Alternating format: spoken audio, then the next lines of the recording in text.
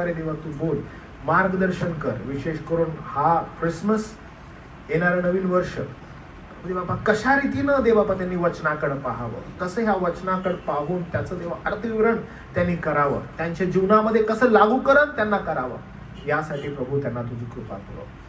सर्व गौरव, सर्व मान, सन्मान देवा आम्ही तुला देतो, कारण देवा ते तुझं आहे.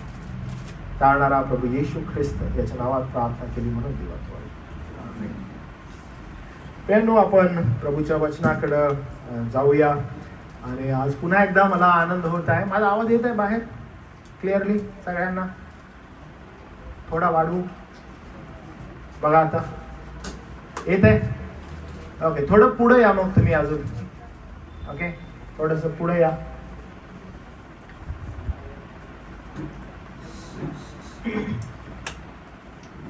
नाहीतर अजून इथं जागा आहे, जर अजून कोणाला यायचं समोर येऊन बसू शकतात बरं का. आज खूप सुंदरसा दिवस आहे आणि आपले दोन्ही चर्च एकत्रित आहेत. आपण देवबापाला धन्यवाद देऊ. संदेश सुरू होण्या अगोदर ज्या दिशेला हा संदेश जाणार आहे तिथं मी तुम्हाला थोडंसं घेऊन जातो आणि एक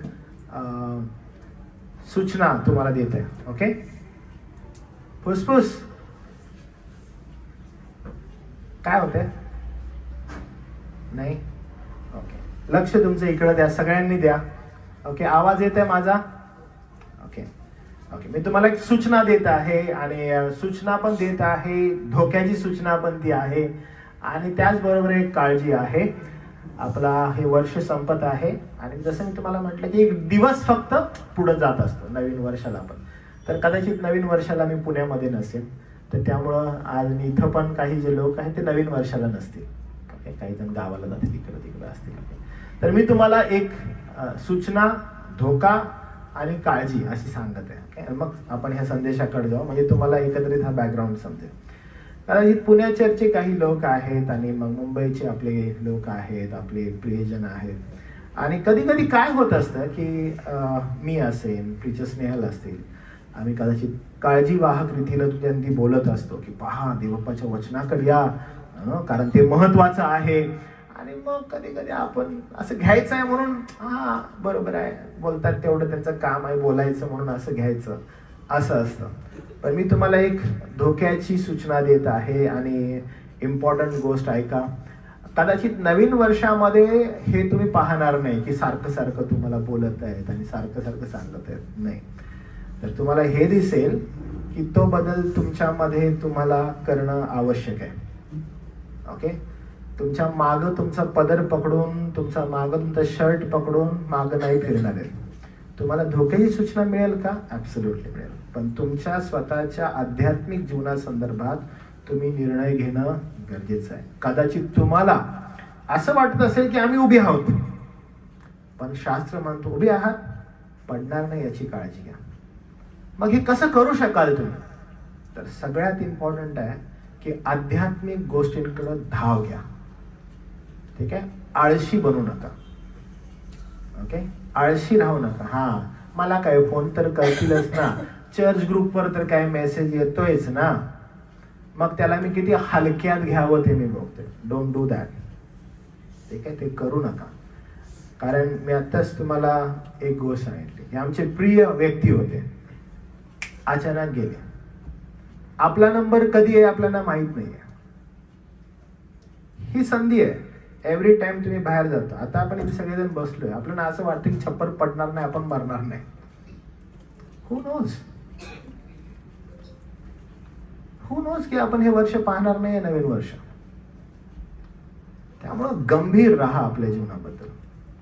ओके, आणि धाव घ्या, जोरात जोरात धाव घ्या. का असं मी सांगत आहे? कारण आजचा येणारा संदेश त्याच गोष्टीला आहे. ओके, तिकडच आपल्याला घेऊन जात आहे. तीच गोष्ट तुम्हाला मला सांगत आहे. तर त्यामुळं धोका, गंभीर सूचना आणि काळजी याविषयी ही सूचना आहे की असं तुमच्या समेत नको व्हायला की काय रे बाबा, काय झालं, काय येत नाही चर्चला, असं नका करू. अहो प्रभूकडे यावं. हे वारंवार असं होण्यानं आपण कधी कधी काय होतं, निष्काळजी होतो. दरवेळेस काय एकच बोलतोय माणूस, दरवेळेस काय एकच सांगत असतो, ह्याच्याला दुसरा टॉपिकच नाहीये. पाळकाच्या पोरीला माहिती आहे ना पाळकाचं काम ते असतं ना, काय करत असं पाळ या की हो, काय कुठं आहे हो, कसं आहे काय असं असतं. पण तसं नाहीये. लक्षात घ्या, ती काळजी वाहू आहे, पण याच्या पुढे ते असेल का? नाही. याच्या पुढे काय असेल? फक्त सूचना असेल. लक्ष द्या बरं का. It's you, your life. तुम्ही कसे आहात, कसे धावत आहात. मग तुम्हाला कुठं धाव घ्यायचे? आध्यात्मिक गोष्टींकडे धाव घ्यायचे. आध्यात्मिक गोष्टी कुठे आहेत तुमचं तुम्हाला समजायला पाहिजे. ते आळशी बनू नका, खुडूक कोंबडी सारखं राहू नका. मागच्या वेळेस तुम्हाला सांगितलं ना खुडूक कोंबडी काय असते. तसं राहू नका. अंड न देणारी असते जी जास्त कुडकुड करते, तसं नका राहू. धाव घ्या गोष्टींकडे, आध्यात्मिक गोष्टींकडे धाव घ्या, कारण ते तुम्हाला सस्टेन करेल. आध्यात्मिक जीवनामध्ये सस्टेन जिथं होते तिथं धाव घ्या. मी तुम्हाला परत सांगेन की या फेलोशिप पेक्षा तुम्हाला जर असं वाटतं की माझी आध्यात्मिक वाढ इतरत्र कुठं होत आहे, गो देअर. तिथं जा जिथं तुमची आध्यात्मिक वाढ होत आहे. तुमचं आत्मिक जीवन कुठं वाढत आहे, फार इम्पॉर्टंट आहे ते, कारण ते तुम्हाला सस्टेन करेल. मी तुम्हाला पुन्हा सांगत आहे की तुम्हाला असं नको वाटायला की ना आम्ही बोलवत आहे इथे बसा गर्दी करा. बिलकुल नाही. तुम्हाला जर असं वाटत आहे की माझी इथं आध्यात्मिक वाढ होत आहे, गो देअर. सोडू नका त्या गोष्टीला, त्या व्यक्तीला. तिथंच राहा, कारण ती तुमची आध्यात्मिक वाढ होते. ते सर्वात इम्पॉर्टंट आहे आपल्यासाठी. माझी आत्मिक वाढ कुठं आहे, आणि त्या आत्मिक वाढीकडे मी एवढं स्पष्ट का बोलत आहे, कारण त्याची गरज आहे आपल्याला. ठीक आहे, याची गरज आहे आपल्याला. कारण आपण प्रत्येक जण प्रभूमध्ये कसं वाढावं, कसं जगावं, कारण आपलं लाईफ कमी आहे, आपली आस कमी आहे. मग कशी आपण धाव घ्यावी, कशा रीतीने आपण वाढावं, इकडं आपलं लक्ष असावं. आणि आज ख्रिसमसचा संदेश बिलकुल तो आहे. लक्षात घ्या, योहानाच्या शुभवर्तमानामध्ये ज्यावेळेस योहान एक शुभवर्तमान लिहितोय, 90चा कालखंड आहे.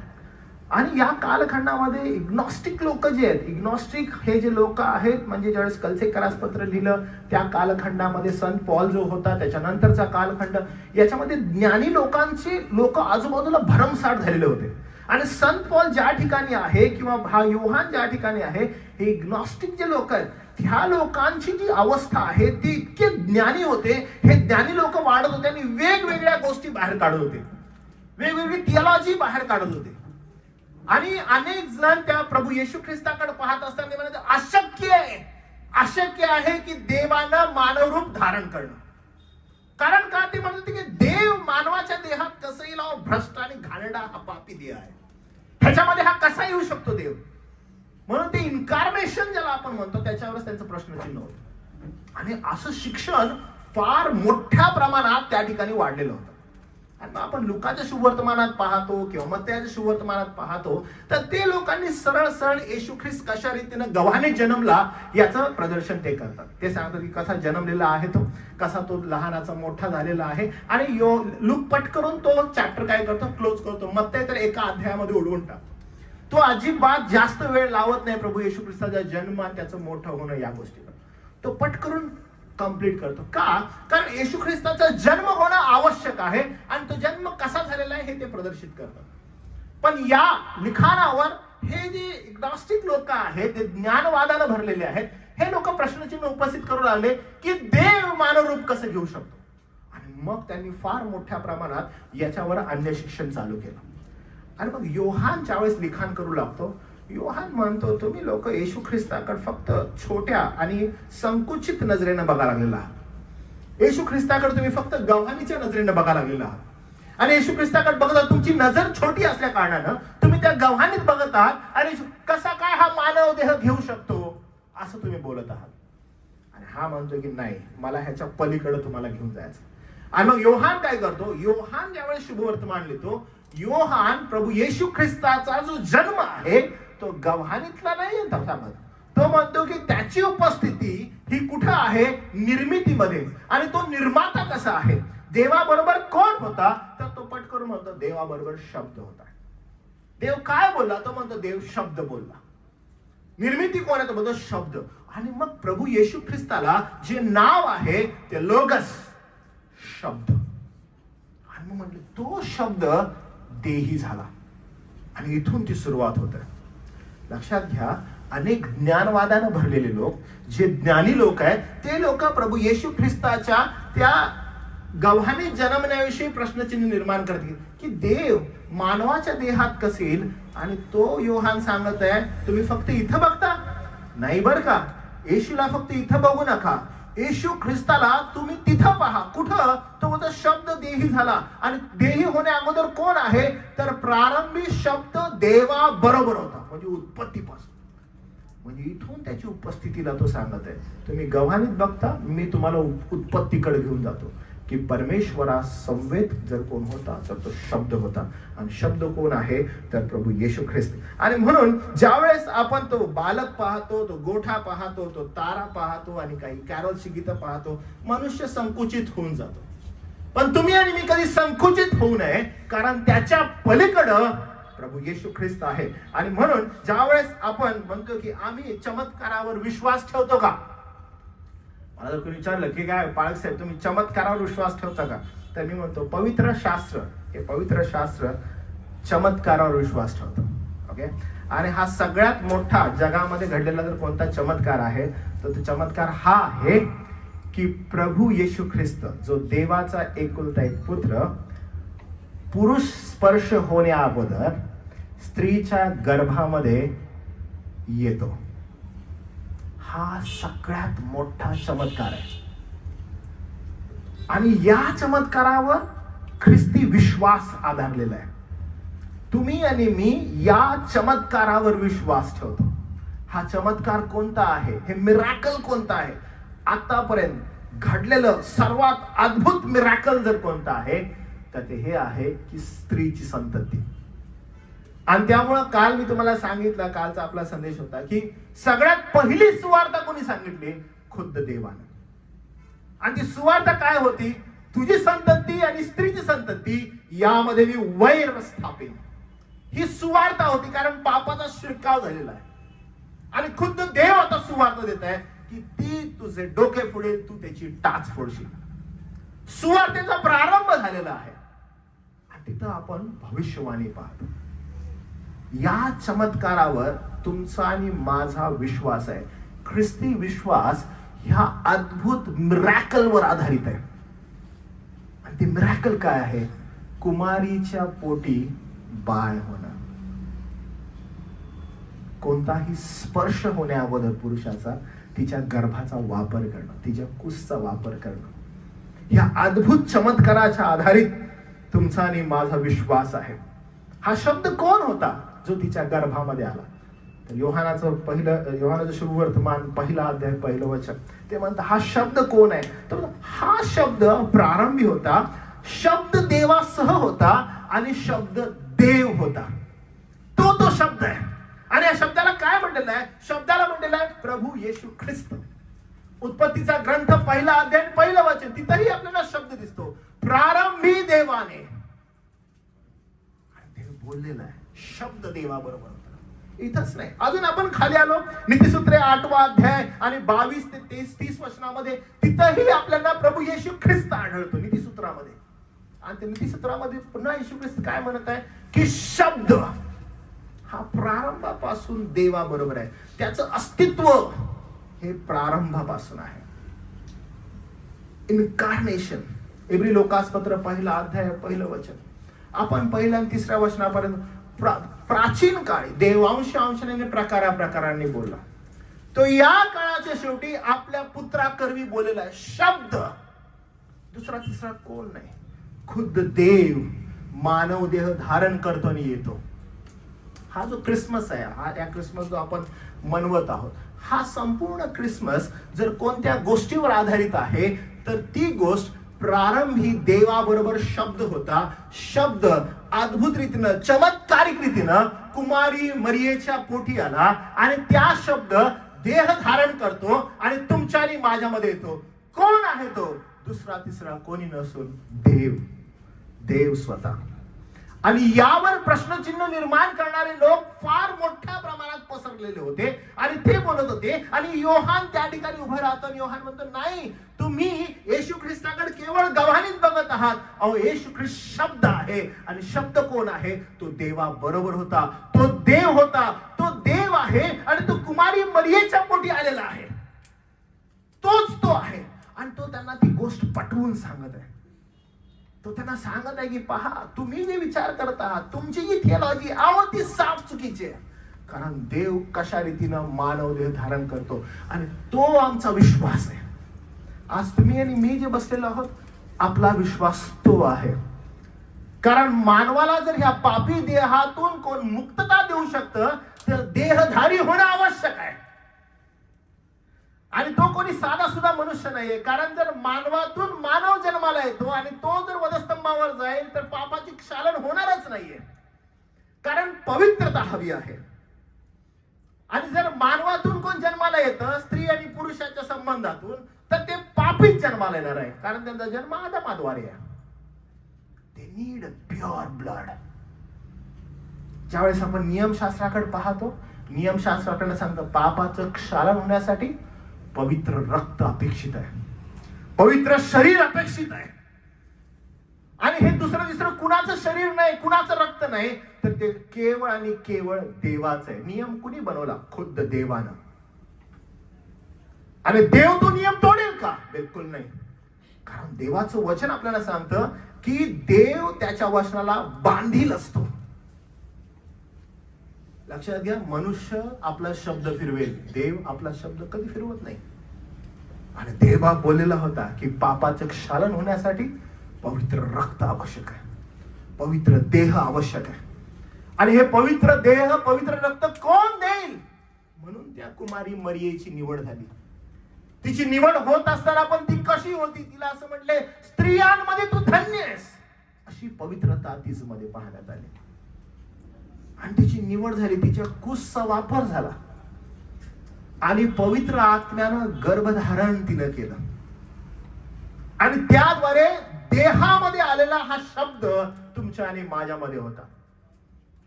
त्याच्याविषयी असं म्हटलेलं आहे की तो आला आणि त्यानं आम्हामध्ये वस्ती केली. देव देहधारी झाला, देहरूप धारण केलं. हे फार आवश्यक आहे. कारण आपण थोडा पुढे जात असताना तुम्हाला समजेल की हा शब्द देहधारी होणं याचं महत्व काय आहे. त्याचा जन्म हे फक्त ओलुलुलू हे बाळ किती सुंदर आहे, हे डेकोरेशन किती छान आहे, अहो आम्ही किती छान नवीन कपडे घातलेले आहेत, अहो आम्ही किती गोडधोड बनवत आहे, यामध्ये अडकणारा हा उत्सव नाहीये. लक्षात घ्या, अनेक आपण भारतात राहतो, असं म्हणण्यात येते की सगळ्यात जास्त सण उत्सव जर कुठं साजरे होतात तर ते भारतामध्ये होतात. सर्वात जास्त सण, सर्वात जास्त उत्सव.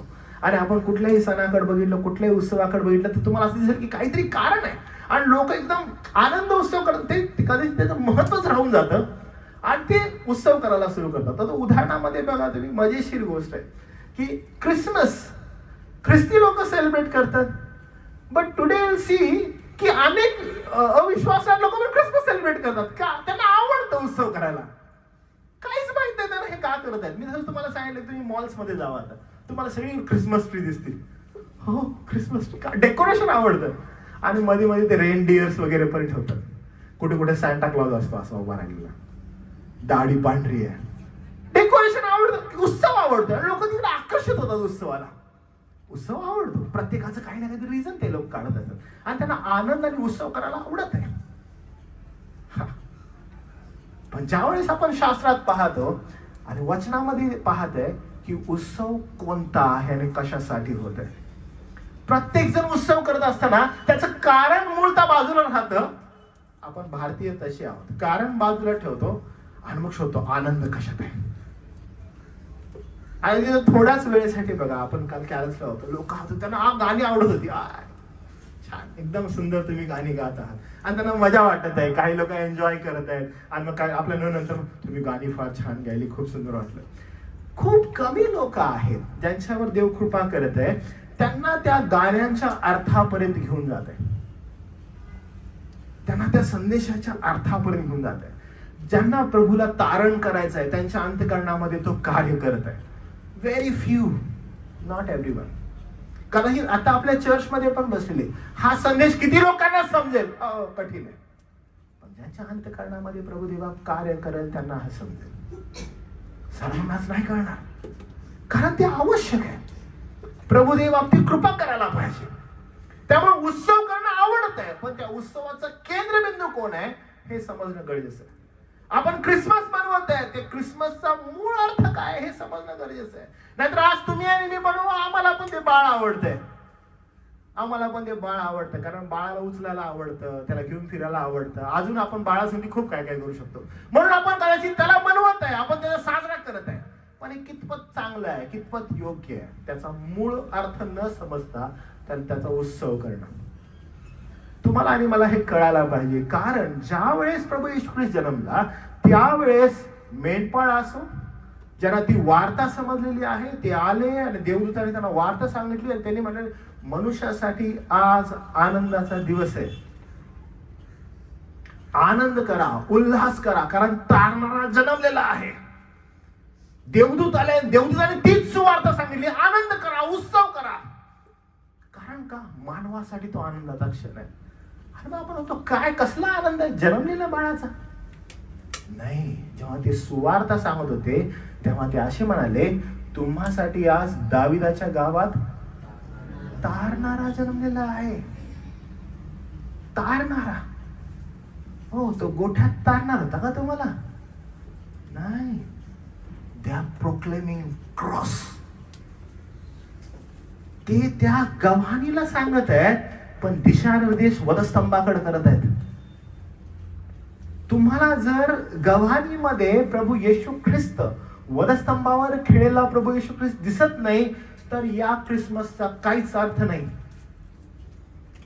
जर या ख्रिसमसचा अर्थ तुम्हाला नवीन कपडे घालण्यात, आज काय का असं ना, आज चर्चला जायला पाहिजे, आज ख्रिसमस आहे, आमचा सण आहे, आमचा उत्सव आहे, इथं जर आपण पाहायला लागलोय then we have a problem. आपल्याला अडचण आहे. पण या उत्सवामध्ये तुम्ही जर त्या तारणाऱ्याला बघता तर ह्याच्यामध्ये आनंद आहे. कारण पहा, आपले मागील संदेश आठवा. आपण पहिला संदेश बघितला आशेवर, दुसरा संदेश बघितला पश्चातापावर, तिसरा संदेश आपण बघितला आनंदावर. आणि आपण ह्याच्यामध्ये पाहिलं की आशा प्रभू येशू ख्रिस्त आहे. आपण पाहिलं पश्चाताप करायला पाहिजे, कारण राजा येणार आहे, तयारी करायला पाहिजे. आणि मग आपण बघितलं राजा येणार आहे, तयारी करायला पाहिजे. मग आपला आनंद परिस्थितीमध्ये नाही बघितला पाहिजे, लोकांमध्ये नाही बघितला पाहिजे, आपला आनंद आपण ख्रिस्तामध्ये बघितला पाहिजे, कारण तो आपला आनंद आहे. आज जेव्हा आपण या संदेशाकडे बघत आहोत, तुम्हाला हा गव्हाणीतला जर ख्रिस्त दिसत आहे, योहान म्हणतो बघू नका बरं का, फक्त गव्हाणी नाही येतो, तो म्हणतो की त्याचा जन्म प्रारंभापासून आहे. कधी येतो? अहो, शब्द परमेश्वराबरोबर होता, तिथून त्याची उत्पत्ती आहे, तो तिथून आहे. उत्पत्ती नाही म्हणू शकत, तिथून तो आहे, तिथून त्याची सुरुवात आहे. आणि मग तो प्रभू येशू ख्रिस्त तुम्ही बघता आणि त्याचं गौरव वैभव कुठं दिसतं तुम्हाला? वधस्तंभापर्यंत. आणि म्हणून तो तिथं असं म्हणतो बघा 14व्या वचनामध्ये, योहान असं म्हणतो, शब्द देही झाला आणि कृपा व सत्य यांनी परिपूर्ण असून त्यांना आम्हामध्ये वस्ती केली आणि आम्ही त्याचं गौरव पाहिलं. तुम्हाला माहित आहे योहानानं गौरव कुठं कुठं पाहिलं त्याचं? तुम्ही बघा, तो ज्यावेळेस प्रार्थनेला गेला, तुम्हाला आठवतं त्याचं रूपांतर झालं. कोण होते शिष्य त्याच्याबरोबर? योहान, पेत्र, याकोब, हे लोक होते. याने त्याचं गौरव पाहिलं, ऍब्सोल्युटली पाहिलं. योहान म्हणतो आम्ही त्याचं गौरव पाहिलं. आणि संत पॉल त्याच्या गौरवाविषयी सांगत असताना म्हणतो त्याचं गौरव कुठं झालेलं आहे? वधस्तंभावर. कोण होतं वधस्तंभाजवळ? He was the man. तो म्हणतो आम्ही त्याचं गौरव पाहिलं. तो आहे तो, त्याचं गौरव वधस्तंभ आहे. आणि तो म्हणतो आम्ही ते पाहिलेलं आहे.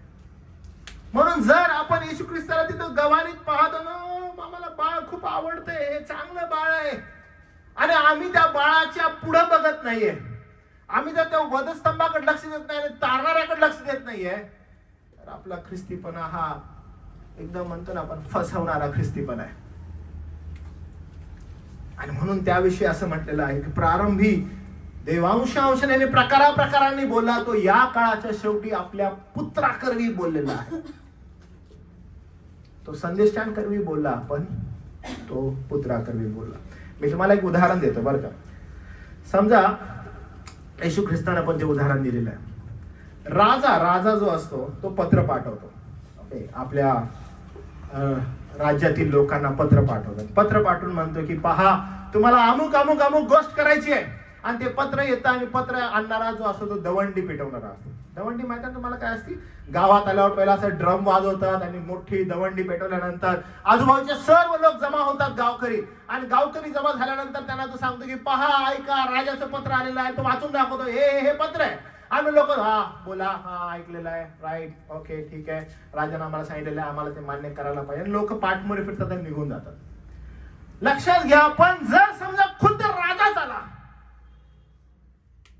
आणि राजा येऊन जी वार्ता आहे, जी वाणी आहे, स्वतः येऊन आपल्या मुखाने सांगत आहे, त्याला किती महत्व असते.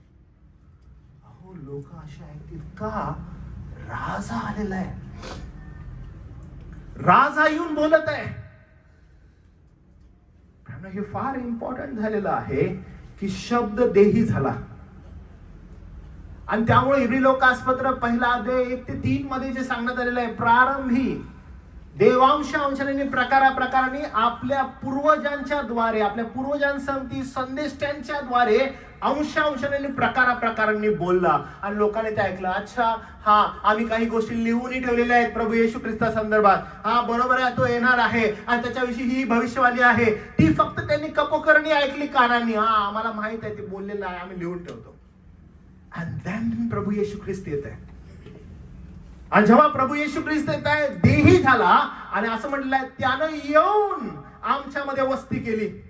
देव देही होणं याचा अर्थ, अनेक लोकांना असं वाटतं, देही होणं याचा अर्थ दैवत्व सोडणं. देवानं त्याचं दैवत्व सोडलं, ख्रिस्तानं त्याचं दैवत्व सोडलं. बिलकुल नाही. त्यानं दैवत्व नाही सोडलं, पण त्यानं मनुष्यत्व धारण केलं. म्हणून त्याच्याविषयी म्हणतात, तो देव होता का? ऍब्सोल्युटली होता. तो मनुष्य होता का? ऍब्सोल्युटली होता. त्यानं दैवत्व नाही सोडलं. जेव्हा त्यानं मानव देह धारण केला, दैवत्व न सोडता मनुष्यत्व धारण केलेलं आहे. आणि हे का तुमच्या आणि माझ्यासाठी महत्वाचं आहे माहिती आहे, मनुष्यत्व धारण करणं? कारण तो तुमची आणि माझी गरज आता जाणू शकतो. तुम्हाला आणि मला काय हवं आहे, तुमच्या आणि माझ्या भावना काय आहेत, ह्या सर्व तो समजतो. हे तुम्हाला कळावं, हे तुम्हाला समजावं, यासाठी हे देहत्व आहे. त्याचं देहामध्ये येणं आहे. हे त्यानं केलं का? ऍब्सोल्युटली केलं. कारण बघा तो काय झाला, त्याचं देहत्व काय दाखवतं देहामध्ये येणं. त्याला भूक लागली, तो थकला, तो रडला. आणि मग अजून एक महत्वाची गोष्ट अशी झालेली आहे की तो पाप रहित राहिला. त्यानं तुम्हाला आणि मला दाखवून दिलं की या जगामध्ये पाप रहित राहणं हे किती आवश्यक आहे. खुद्द प्रभू येशू ख्रिस्तानं ते तुमच्या आणि माझ्यासमोर जीवन जगून दाखवलं. का आवश्यक आहे? कारण पाप रहित राहून त्यानं वधस्तंभावर जाणं आवश्यक होतं. वधस्तंभावर गेल्यानं तुमच्या रक्ताबद्दल रक्त, तुमच्या देहाबद्दल देह देणं गरजेचं होतं. कारण देवानं त्याच्या नियमशास्त्रामध्ये लिहिलेलं होतं की देहाबद्दल देह आणि रक्ताबद्दल रक्त आवश्यक आहे प्रायश्चित्त होण्यासाठी. नियमशास्त्रामध्ये सांगितलेलं होतं की पापाबद्दल रक्त आवश्यक आहे. काल मी तुम्हाला उदाहरण दिलं, जर एखाद्याला सर्पदंश झाला, त्याच्या अंगामध्ये विष पसरलं, तर डॉक्टर येऊन त्याला गोळ्या देत नाही आणि त्याला बरं करत नाही. तो काय करतो, त्याच्या शरीरामध्ये सगळ्यात पहिला विष बाहेर काढतो.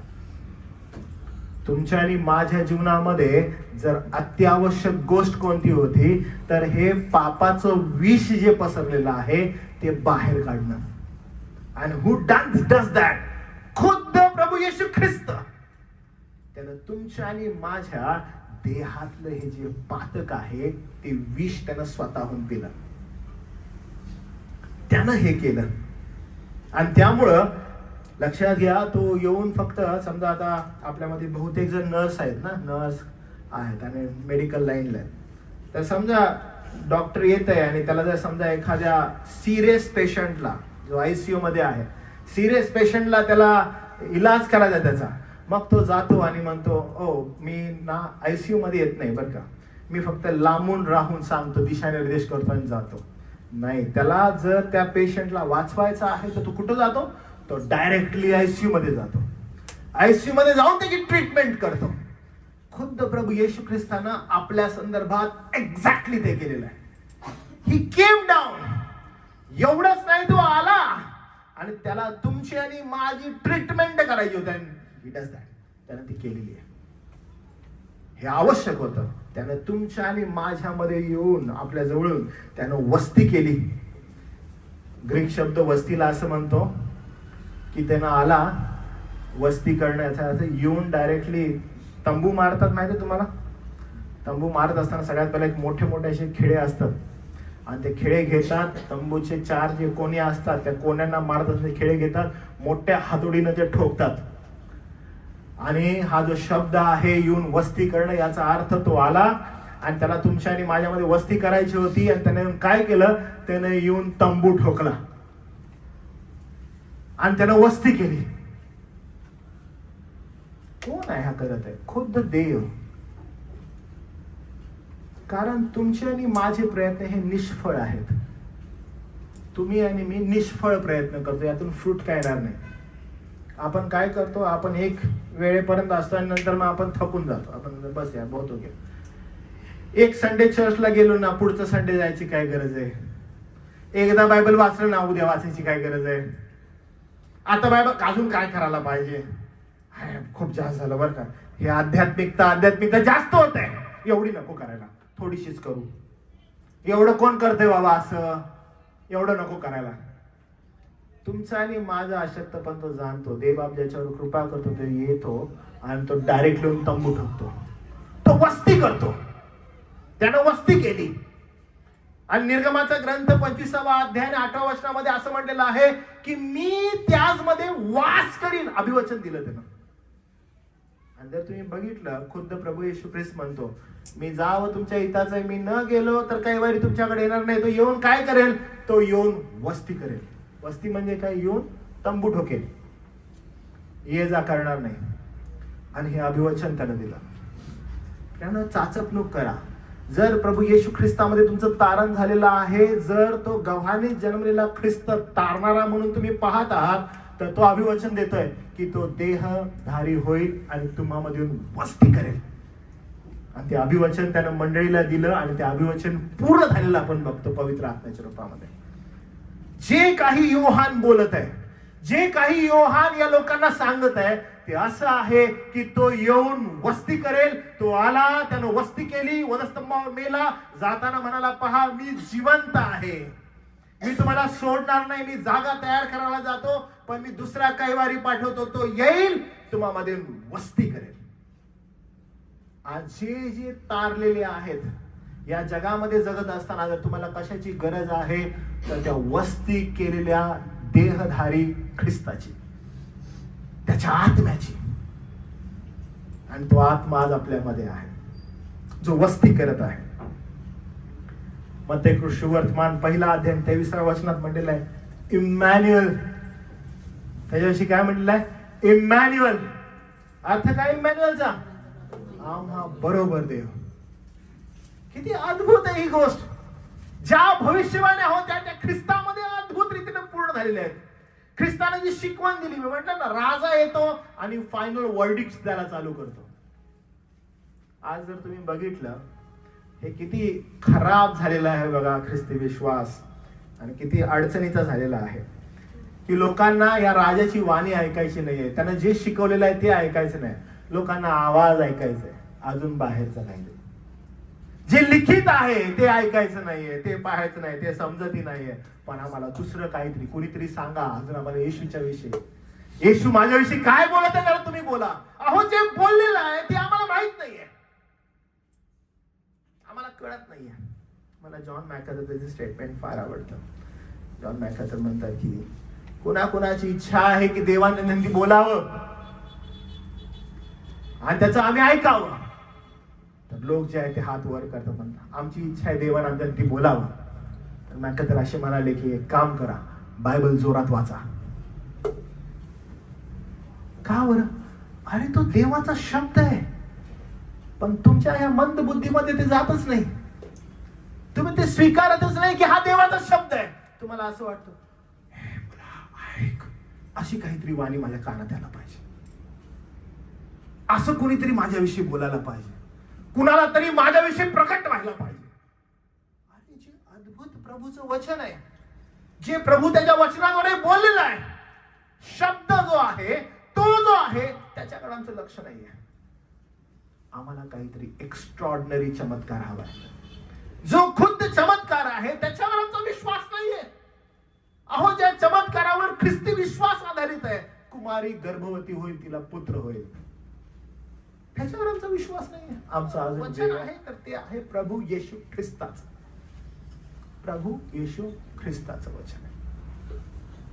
पहा काय म्हटलेलं आहे. पूर्वी देवाला भेटायला मंदिरात जायला लागायचं. आणि त्याच्याविषयी आता काय म्हटलेलं बघा. पूर्वी देवाला भेटायला आपण ज्यावेळेस यहुदी विश्वासामध्ये पाहतो तर लोक काय करायचे, यरुशलेमेला पळायचे. ओ यरुशलेम. आज पण काही काही लोक आहेत जे यरुशलेमेला पळतात. तर लोक यरुशलेमेला पळायचे, आम्हाला यरुशलेमेला जायचं, आम्हाला यरुशलेमेला का, देवदर्शन घ्यायला. आणि प्रभू येशू ख्रिस्त म्हणतो, अरे मंदिर मंदिर काय असणार आहे, तुमचं शरीर. देव येऊन मंदिर, देव स्वतःहून वस्ती करत आहे. किती जबरदस्त आहे, सुंदर आहे बघा. ख्रिस्तानं मंडळीची स्थापना केली आणि मंडळी, अनेक मंदिरं एकत्र येतात आणि मंडळी प्रस्थापित होते. तुम्हाला ऐकायला थोडंसं कठीण जाईल, पण आज सहभागिता कशाला म्हणतात नाही ते, अजिबात इमारतीला म्हणत नाहीत, विटांना म्हणत नाहीत. आज सहभागिता कशाला म्हणतात, अनेक मंदिरं ज्यावेळेस एकवटतात त्याला मंडळी म्हणतात. आणि त्या संदर्भात म्हणलं की तो येईल आणि तुम्हामध्ये वस्ती करेल. आता देव दूर नाहीये, आता देव एकदम जवळ आहे. संत पौल म्हणतो, आम्ही त्याचं वैभव पाहिलं, देवाचं तेज आम्ही पाहिलं. आणि ते तेज आपण पाहतो मग त्याच्या शुभवर्तमानामध्ये ज्यावेळेस त्याचं रूपांतर झालं, योहान होता. ज्यावेळेस आपण पौलाकडे पाहतो, पौलाने दिलेल्या लिखाणामध्ये करिंथकरासपत्र 2 अध्यायामध्ये आपण पाहतो की हे त्याचं वैभव होतं. हे वैभव असं काय बाह्य नव्हतं, हे सगळं आंतरिक होतं. तुम्हाला जर आठवत असेल की ज्यावेळेस मग ते मोशे जो आहे, मोशे ज्यावेळेस त्याला दर्शन होतं, तो सिनायावरून होतं, प्रभावी तेज होतं, लोकांचं लक्ष त्या तेजाकडे होतं. आणि मोशे म्हणतो, अरे माझ्या तोंडाकडे तुम्ही बघू नका, हे सरून जाणार आहे, हे निघून जाणार आहे. हे निघून, हे बाह्य आहे, हे आंतरिक नाहीये. आणि प्रभू येशू ख्रिस्त ज्याविषयी बोलत आहे ते सगळं गौरव आंतरिक आहे. जर तो देह, तो शब्द देही होऊन तुम्हामध्ये वस्ती करतो पवित्र आत्म्याच्या रूपानं, त्याचं गौरव तुमच्यामधून प्रगट होतं. आणि ते एक्सपेक्टेशन आहे. तुमच्या बोलण्यातून, तुमच्या चालण्यातून, तुमच्या वागण्यातून जर काही प्रदर्शित व्हावं तर केवळ त्याचं गौरव प्रदर्शित व्हावं, हे एक्सपेक्टेशन आहे, ही मागणी आहे तुमच्याकडून. हे तुमच्या जीवनामधून जर कोणती गोष्ट आला पाहिजे तर ऍब्सोल्युटली ते आहे. जे कोणी ख्रिस्ताचे आहेत, जे ख्रिस्ताचं गौरव वधस्तंभामध्ये होतं, ते वधस्तंभाचं गौरव तारणाऱ्या ख्रिस्ताचं गौरव जर तुमच्यामध्ये आहे तर ते तुमच्या मधूनही प्रदर्शित होणं अपेक्षित आहे. एक्सपेक्टेशन आहे ते. आपण म्हणू नाही शकत मी थोडी देव आहे, मायातून दिसायला पाहिजे. नाही, तुमची प्रत्येक कृती, तुमची प्रत्येक ऍक्ट एक्सपेक्टेड आहे ते. जसे मी तुम्हाला मागील महिन्याच्या मेसेजमध्ये वारंवार बोललेलं आहे. आणि आळशी होऊ नका. अनेकांना असं वाटतं माझा आणि देवाचा वैयक्तिक संबंध आहे ना. कित्येक जण आपल्यामध्ये असे असतात, माझा आणि देवाचं मला अजून कोणी काय बोलायची गरज नाही, मला माहित आहे माझं वैयक्तिक जीवन कसं आहे, मी येशूकडे कशी प्रार्थना करतोय, माझं मला माहित आहे. हा सगळा थोथांडपणा आहे बरं का. तुमची असणारी पळवाट आहे ती. तुमचं वैयक्तिक जीवन कसं आहे, तुम्ही वैयक्तिक जीवनामध्ये कसे राहता, तुमच्या कृतीतून ते प्रदर्शित होतं. उगीच पळवाट काढू नका. खोटारडेपणा आत्ताच बंद करा. कारण का, तुमचं वैयक्तिक जीवन ऍब्सोल्युटली प्रभू तुमच्या जीवनामध्ये कार्य करतो. अहो, ते तुमच्या फळावरून दिसेल. पण तुमच्या फळामध्ये जर दिसत नाही, तुम्ही खोटारडे आहात, तुम्ही खोटं वागत आहात. जपा. ख्रिस्ताचं वैभव प्रगट झालं ख्रिस्तामधून, ऍब्सोल्युटली झालं. कुठं झालं, त्याच्या कृतीतून. कसं झालं, वधस्तंभावर मरणानं. तो म्हणाला मी जातो, मी वस्ती करेन. जर तो तुमच्यामध्ये वस्ती करतो, प्रभू जर तुमच्यामध्ये वस्ती करतो, तुमच्या कृतीतून प्रदर्शित व्हायला पाहिजे, तुमच्या कृतीतून दिसायला पाहिजे. दिसत का नाहीये? आणि तुम्ही म्हणता माझा वैयक्तिक संबंध आहे. आणि तुमच्या कृतीत दिसत नाही, तुम्ही खोटे आहात. जपा त्या गोष्टीला. त्यामुळं कर्मांकडे पळू नका. कर्मांद्वारे तारण मिळत नाही, तारणाद्वारे कृती तुमच्या जीवनामध्ये घडू लागते. ते फळ आहे,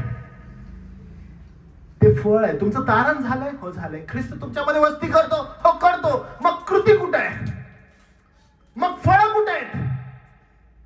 आणि त्या संदर्भात आपल्याला शास्त्र वारंवार म्हणतं की याच्यापासून पळ, याच्या मागे लाग, असं कर तसं कर. हे कुणासाठी म्हटलेलं आहे? तारण झालेल्या लोकांसाठी. तुमचं झालंय, हो झालंय. मग आम्ही कसे असायला पाहिजे? आम्ही त्या ज्या सांगितलेल्या गोष्टी आहेत तिथं लक्ष द्यायला पाहिजे आणि त्याप्रमाणे वर्तायला पाहिजे. नाही ना, होईल ना, करेन ना, अमुक ना, नाही होत. तुम्ही धाव घ्या. म्हणून मी तुम्हाला स्टार्टिंगला सांगितलं की अहो, तुम्हाला वारंवार सांगण्यात येत आहे आध्यात्मिक गोष्टींकडे लक्ष द्या, थोडस आध्यात्मिक गोष्टींमध्ये वाढा. पण निष्काळजीपणे काय मला सारखं बोलतात, मला माहित आहे देवाशी माझे संबंध कसे आहेत.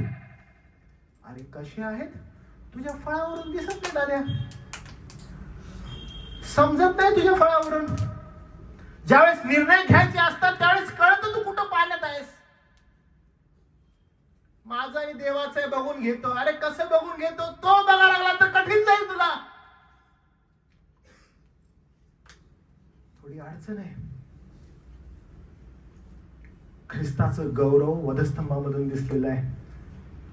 त्यानं त्याच्या तुमच्या आणि माझ्यावरचं प्रेम वधस्तंभावर प्राण देऊन प्रगट केलेलं आहे. तुम्ही त्याचे आहात. आपण लगेच असं असं करतो, हाय हाय हाय हाय हाय. कसं प्रगट होतंय? कसं प्रगट होतं की तुम्ही त्याचे आहात? कोणत्या कृती तुमच्या जीवनामध्ये आहेत तुम्ही दर्शवता की तुम्ही त्याचे आहात? त्याचे आहात. चेक करा. आणि कसं चेक करणार? तुमच्या निवडींकडे पहा, तुमच्या दैनंदिन जीवनाकडे पहा की तुम्ही कसे वागत आहात. येशू ख्रिस्तानं गव्हाने जन्म घेतला. जन्म घेत असताना त्याच्याविषयी सांगितलं कशासाठी जन्म घेत आहे. तुम्ही या जगामध्ये आहात, हो आहे. जीवन जगत आहात, हो जगत आहे. कशासाठी? Like the world, same like the world, जगासारखे. Remember this messages. आशा ख्रिस्त आहे. पश्चाताप करा कारण राजा येत आहे. जगामध्ये आनंद शोधू नका, लोकांमध्ये आनंद शोधू नका, परिस्थितीमध्ये शोधू नका. कशामध्ये शोधा? ख्रिस्तामध्ये शोधा, ख्रिस्ताच्या संगतीमध्ये शोधा.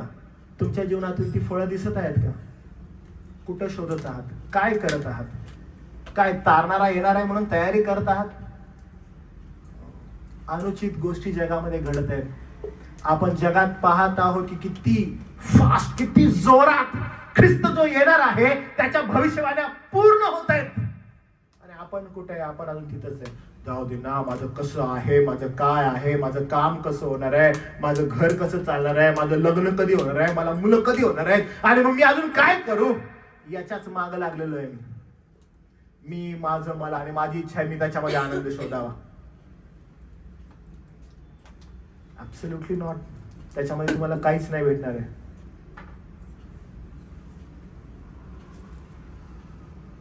लक्षात घ्या, खुद्द प्रभू येशू ख्रिस्त जर सगळ्यात जास्त त्याचं वैभव कुठं दिसलं तर असं म्हटलेलं आहे त्याचं वैभव वधस्तंभावर दिसला. तुम्हाला माहिती आहे हिरा कुठं चमकतो सगळ्यात जास्त? हिरा सगळ्यात जास्त कुठं चमकतो? अंधारात. जिथं अंधार आहे ते कोळशाच्या काय अंधार, गडद अंधार. तुम्हाला तुमच्या जीवनामध्ये जर पारखायचं आहे की तुमच्याद्वारे ख्रिस्ताचं गौरव होत आहे का, तुमच्या अधिक कठीण परिस्थितीमध्ये स्वतःला चाच पडून बघा तुम्ही कशी राहता. ज्या कठीण भयानक परिस्थिती आहेत, चहूबाजूने तुम्ही असे एकदम स्क्वीज होता आणि तिथं तर तुम्ही नावं ठेवता देवाला, अरे काय एवढं देव देव करून फायदा आहे तुझा, कुछ मिळता तू नाही मेरे को. अरे पण काही मिळत तर नाही मला, एवढा देवदेव करून काय फायदा आहे माझा, आणि मी नावं ठेवतो, माझा प्रॉब्लेम आहे. मी नावं ठेवतो, माझा प्रॉब्लेम आहे. कारण मी अंधारामध्ये चमकत नाहीये, मी अंधारामध्ये अजून काळा होत चाललोय. समजून घ्या, पडताळणूक करा. तुमची कठीण परिस्थिती, तुमची वाईट परिस्थिती, देवावरची तुमची विसंबन किती आहात तुम्ही ते दर्शवतं. जर अधिक जास्त तुम्हाला अडचणी आहेत, तुम्ही अधिक जास्त देवाजवळ असायला पाहिजे. अधिक जास्त. ख्रिस्ताचं वैभव सर्वात जास्त तुम्हाला वधस्तंभावर दिसतं. सगळ्यात जास्त वैभव गव्हाणीत नाही बरं का. त्याचं गौरव, त्याचं महात्म जर कुठं प्रगट होतं तर वधस्तंभावर होतं. जर तुम्ही शास्त्र भाग उघडून बघितले, सगळ्यात जास्त शास्त्र भाग जर कशाविषयी लिहिलेले आहेत, वधस्तंभाविषयी लिहिलेले आहेत. सगळ्यात जास्त गौरव जर कशाविषयी झालेला प्रदर्शित केलेला आहे, वधस्तंभाविषयी केलेला आहे. तुमच्या जीवनासंदर्भात जर तुम्हाला पडताळून बघायचं आहे की तुमच्या जीवनामधून ख्रिस्ताचा गौरव होत आहे का, पडताळून बघा जेव्हा तुमच्या जीवनामध्ये सगळ्यात कठीण परिस्थिती आहे. कठीण परिस्थितीमध्ये तुम्ही किती जास्त देवावर विसंबून आहात, किती जास्त तुम्ही देवाचं गौरव करत आहात. तुमची परिस्थिती चांगली व्हावी म्हणून नाही, तर देवाला अधिक जास्त समर्पित होऊन अधिक चांगल्या रीतीने तयारी आहे असं तुम्ही दर्शवत आहात. आणि त्या शब्दाविषयी असं म्हटलेलं आहे की तो कृपा आणि सत्य यानं परिपूर्ण होता. तो शब्द कसा होता? कृपा आणि सत्य यानं परिपूर्ण होता. कृपेशिवाय सत्य काहीच नाही बरं का. आणि त्यामुळं कृपा आणि सत्य हे एकत्र जाणारे शब्द आहेत. आणि ख्रिस्ताला ते दोन्ही शब्द म्हणालेले आहेत. येशू जर आपल्या जीवनामध्ये येतो प्रियांनो, तर तो आपल्याला पूर्णतः बदलून टाकतो. या शास्त्र भागामध्ये ज्यावेळेस आपण पाहतो की तो शब्द देही झाला, त्यानं आपल्यामध्ये मस्ती केली, only one thing to remember, तो बदलून टाकतो. पुन्हा तोच प्रश्न तुम्हाला मी विचारतो, काय तुम्ही बदललेले आहात? काय तुमच्यामध्ये बदल झालेला आहे? बदल झालेला आहे तर तो बदल प्रदर्शित होणं गरजेचं आहे. मी पुन्हा सांगत आहे, खोटारडेपणा करू नका. म्हणू नका की माझ आणि त्याचा वैयक्तिक आहे, वैयक्तिक देव आणि मी. ख्रिस्ती लोकांमध्ये खूप जास्त असतं बरं का. मला काय सांगतो हा, माझा आणि देवाचं मला माहित आहे कसं संबंध आहे. खोटारडे आहात, हे बंद करा सगळ्यात पहिला. जर तुमचा आणि देवाचा संबंध आहे, लक्षात घ्या तो प्रदर्शित होतो. बेस्ट एक्झाम्पल मी तुम्हाला पवित्र शास्त्रातून देतो. लूका वर्तमान 19 अध्याय. जेव्हा आपण जक्कयाकडे पाहतो, जक्कय प्रभू येशू ख्रिस्त त्या उंबराच्या झाडावरून घरापर्यंत चालत जाता, तो येशू ख्रिस्ताच्या संगतीमध्ये आहे. ऍज सून ऍज तो घरी जातो, तो गेल्या त्याच्या जीवनामध्ये झालेला बदल हा आहे. तो म्हणतो, मी माझं अर्धद्रव्य दरिद्र्यास देतो, कुणाचं लुबाडून घेतलं त्याला चौपट परत करतो. आणि प्रभू येशू ख्रिस्त म्हणतो, हा अब्रामाचा पुत्र आहे, आज या घराला तारण प्राप्त झालेला आहे. तारण प्राप्त झालेला व्यक्ती त्याच्या कृतीमधून ऑटोमॅटिकली हे दर्शतं की तो ख्रिस्ताचा आहे. तो ख्रिस्ताचा आहे. ख्रिस्ताची संगती तुम्हाला बदलून टाकते. हे ख्रिस्ताची संगती कृपा आणि सत्याची होती. तुम्ही ह्याच्यापासून पळू शकत नाही. तुम्ही ह्याच्यापासून पळू शकत नाही. त्यामुळे चाचपडून घ्या. आपल्या जीवनामध्ये पुन्हा एकदा पडताळणूक करून घ्या. कारण ख्रिस्त आलेला आहे तो बदल घडवण्यासाठी. वधस्तंभ त्याचं वैभव प्रगट करतो. तो म्हणाला, मी तुम्हाला एकटं सोडणार नाही.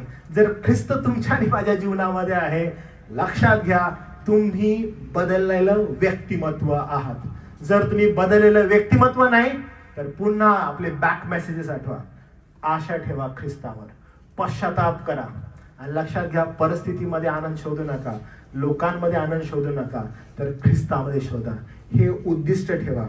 हा ख्रिसमस असो, येणारा न्यू इयर असो, नवीन रीतीनं आपल्या जीवनाकडे पडताळणूक करायला सुरुवात करा.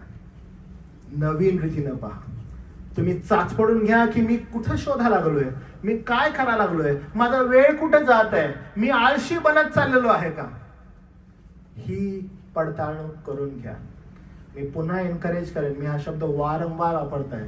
सगळ्यात जास्त तुमच्या आध्यात्मिक जीवनामध्ये जर कोणती अडखळण तुम्हाला आहे, अडखळण कोणत्या माहिती आहे?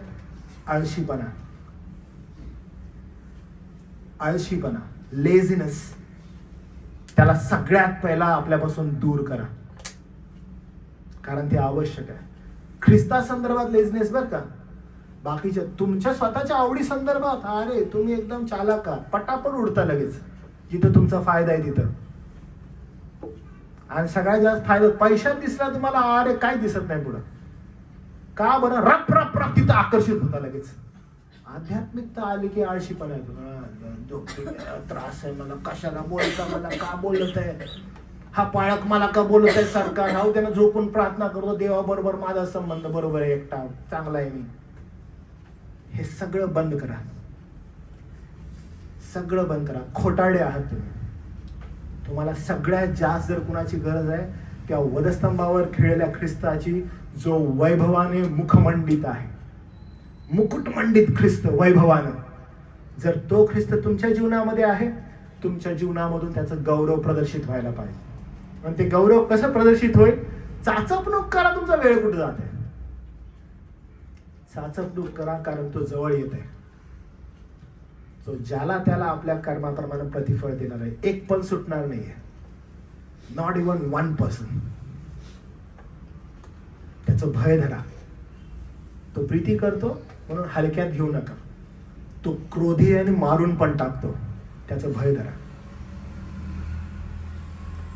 जर तुम्ही जिवंत त्याच्या एकुलत्या एका पुत्राला नकारता, लाथाडता, तो तुमचा न्याय किती भयानक करेल. त्याचं भय आपल्या जीवनामध्ये धरा. या नाताळाच्या दिवशी, या ख्रिसमसच्या दिवशी ख्रिस्त जन्मोत्सव साजरा करत आहोत, पण आपलं लक्ष वधस्तंभाकडे असावं. त्याचा जन्मण्याचा उद्देश, त्याचा मरण्याचा उद्देश, त्याचा पुनरुत्थित होण्याचा आणि त्याचा प्रभूकडे जाण्याचा उद्देश कधी विसरू नका. गव्हाणी त्याचं गौरव प्रदर्शित करतं, त्याचं वैभव प्रदर्शित करतं, पण त्या गोठ्यामध्ये नाही, वधस्तंभामध्ये. Remember that. आणि तो प्रॉमिस करत आहे की मी तुम्हामध्ये वस्ती करेन. जर तो वस्ती करतो, ते वैभव तुमच्या जीवनामध्ये दिसायला पाहिजे. आळशीपणा करू नका. दिसतंय का? चेक करा. आणि खरं वैभव कुठं प्रगट होईल? अधिक कठीण परिस्थितीमध्ये. मी खूप डिप्रेस झालोय, मी खूप कठीण परिस्थितीमध्ये आहे, मी खूप, मला समजत नाही मी काय करावं. अधिक जास्त प्रभू जवळ यायला पाहिजे. तुम्ही जर प्रभूपासून दूर जाताय, तुमच्या तारणावर प्रश्नचिन्ह आहे. तुम्ही मग जे काही मंडळीमध्ये येऊन करत असाल, खोटारडेपणा येतो. कारण जर तुम्ही अधिक जास्त प्रॉब्लेम्स मध्ये, अधिक जास्त वाईट परिस्थितीमध्ये, तुम्ही अधिक जवळ प्रभूच्या यायला पाहिजे, कारण तिथं प्रभूचं गौरव अधिक प्रगट होतं.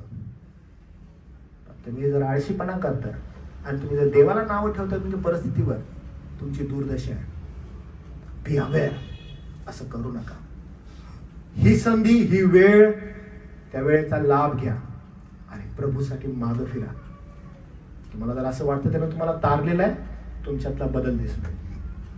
मी नोट डाऊन करेन बरं का. म्हणून आज एक पूर्ण आपलं कुटुंब एकत्रित आहे. मी तुमच्या प्रत्येकाला वैयक्तिक ओळखतो. मी खूप वॉचफुल असेल प्रत्येकाकडे पाहत असताना की काय तुमच्यामध्ये तो बदल दिसत आहे का. ठीक आहे? तुमच्यामध्ये, माझ्यामध्ये प्रभू न्याय करो, हे मी तुम्हाला सांगेन. प्रार्थना करूया आपण. प्रभुदेवा, आम्ही तुझे आभार मानतो आणि तुला धन्यवाद देतो.